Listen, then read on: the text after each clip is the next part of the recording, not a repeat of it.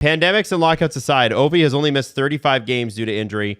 Matthews has already missed 57. Should we shut down Matthews will catch Ovi eventually conversation now or wait a couple years?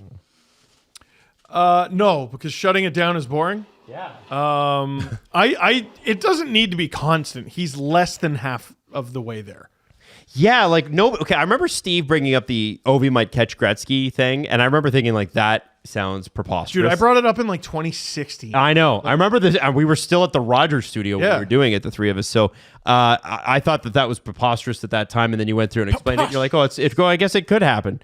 Yeah, man. I also think it's like just too early to talk about that. How about we just focus on Auston Matthews getting to goal 420, nice, hey. And be taking over the Leafs all-time scoring, which I believe would be what 421. 420 would still be less than half the way there. Yeah. Like it's crazy. Yeah, Ovi's gonna finish with like 900 goals. Like we're a long ways off. Yeah, that's when he retires. But the thing that's interesting about Matthews and the reason why it's a conversation is because he's on a better pace than Ovi. Yes. At the same point in their career, Auston Matthews has more goals. Yep. That's kind of cute. The you know? early part of Ovi's career, like that's insane. I don't think people are properly appreciating how nuts it is that Matthews is in that conversation. And the leg up Matthews has on Ovi is Matthews got to play his rookie year. Yep. Yes. Ovechkin did not. And hopefully Matthews doesn't go through multiple lockouts. He literally multiple lockouts. Like, okay, Ovechkin's missed 35 games due to injury. Great. Which is a little more now because he's been injured. Right. But he's missed like 120 due to lockout, something like that. So Matthews still actually has an advantage. Technically over missed Ovi. what should have been his rookie season. Yeah, he actually has an advantage over Ovi, and he could be injured for more time and still not make up that game's missed debt. There you go. I just hope he's not injured. This comes from Kraken Sushi 4644. Good name. Where do players go when they get ejected from a game? Do they just stay in the locker room? Is there a place in the arena they go to watch the rest of the game, or do they go back home to the hotel? No, they go to the locker room and they take off their equipment and they hang out back there until the game's over. Watch the game on TV. Stay in the pit of shame. Ryan Reeves, when he was suspended, he went back to the locker room, took all of his clothes off, and put on his civvies. And then he did the thing he does when he's scratched, and he stands at the tunnel where the players are coming out, and he gives everybody a fist bump as they're going back onto the ice. So he was kicked out first period, I believe. So it would have been the second period. Yeah, early in the second. Early in the second. So at the start of the third, we're all watching him on the Jumbotron give everybody the fist bumps. Because, yeah, you hang around till like the game's done, and you got a bunch of post game stuff too. You can't just leave. You can't just go home. You're there just like it's post game, except you're just waiting for the rest of the team to join you in your post game. I feel like Jeremy Roenick did leave once. Yeah, but that's Jeremy Roenick, and he got suspended for it. Okay, I'm gonna Google that. You keep going here. Didn't Antonio Brown do that?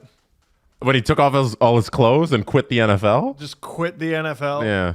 In the middle of an NFL game. And now we run CTESPN. Oh, my God. For brain damage.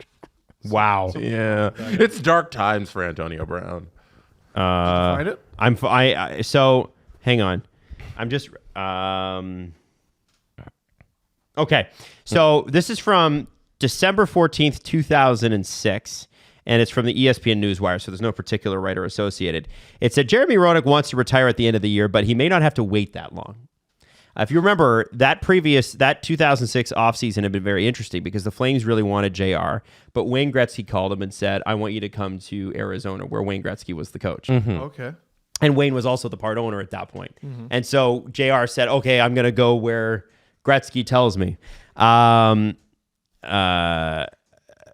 Basically, he said, what? Do you give support from the press box? Give support with pom-poms from the press box? There's nothing that a player not playing can do. If anything, they want players that are not playing away from the team because it's a distraction.